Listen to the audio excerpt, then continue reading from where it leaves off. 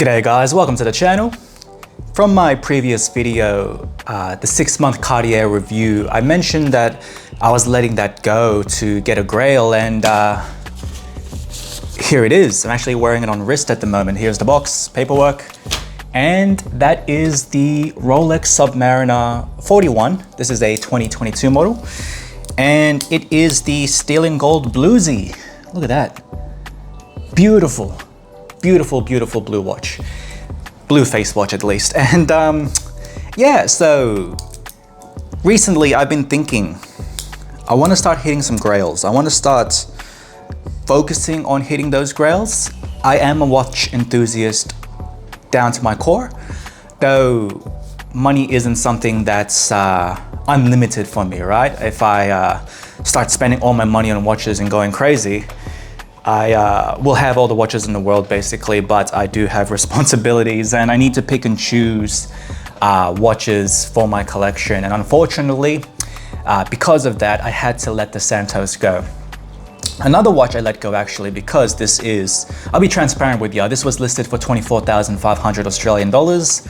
I didn't pay that because I have good connections in the industry. I was able to trade the Santos as well as a different watch, and that is the Grand Seiko Mist Flake. With a heavy heart, I did let that go for the 2-for-1 combo, but I had to have a think about my collection. I have a GMT in one of my other grails, the Batgirl. I have a dress time date only watch in the Date Just 36 Wimbledon, which is again another grail of mine. I didn't have a diver because I sold off the Tudor to get the Batgirl. I have a chronograph in the form of the Omega Speedmaster white dial.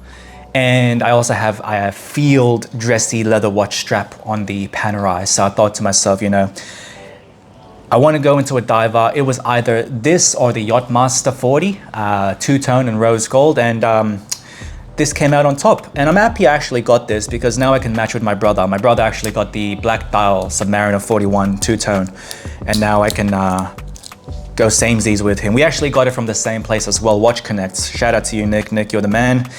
This is probably the, what, 1, 2, 3. This is the third watch I've bought of him, and my brother bought one watch off him, and yeah, we're both hitting grails, man, and that's the reason why we've gone to this watch. So 41 mil case diameter, it's actually closer to like 40.5 or 40.8. 48 mil lug to lug with a thickness of about 12 mil. You can hear the bezel action here. It's the best bezel action in the industry. Hands down, the others don't compare. The Tudors, the Omegas, it doesn't compare to this. This is the best bezel action in the industry. Stacks, stock standard features. You got the glide lock clasp, brilliant. I've actually got most of the links off this because I have a tiny wrist, but on my 6.5-inch wrist, it fits fine. Like, it's substantial and it's heavy as well because of the yellow gold. The lugs don't pass my wrist, as you can see here, and I'll get a close-up later with the specialist lighting. Blue ceramic bezel and blue sunburst dial. Man, you just can't go wrong with this. You just can't go wrong. So, as I mentioned, the philosophy is changing. I'm more so now trying to get into some grails. The next one I have on my radar is a Daytona. So that's the next one in my radar. It's gonna be a while until I get that. But in order to go into the Daytona, more likely than not, the Speedmaster is gonna go. But that's not anytime soon. And I might actually even skip the Daytona. The other grail I'm looking for is the Day-Date.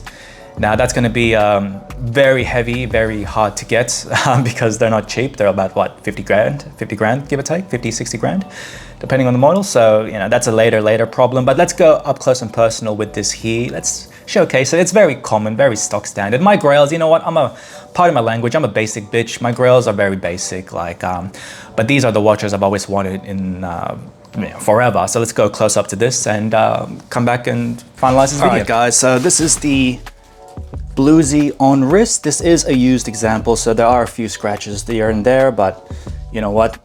Because it's already scratched up a little bit, it makes me not really baby the watch too much. So let me just actually, in an awkward angle here.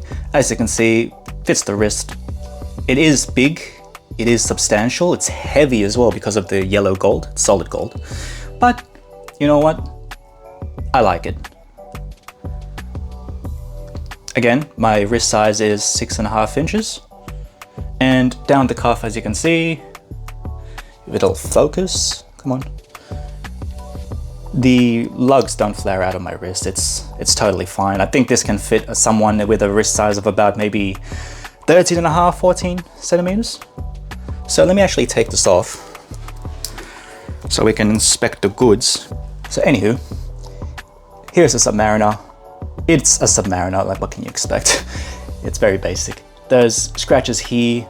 I think there's one here, but it's not too bad. Like I don't really care because I'm gonna wear the thing, right? So worrying about scratches will just stress you out for no reason. Bezel action. Here's the case back. Nothing special, nothing like the Miss Flake, right? It's just closed off case back. You got the glide lock clasp there. The glide lock clasp is actually quite nice. It's very good with its adjustability. So I've been able to find a good fit on it here. And again, throwing it back on wrist. It's just a good time, man. So that's the video. I don't want to ramble on too long. You know, in short, summarizing everything.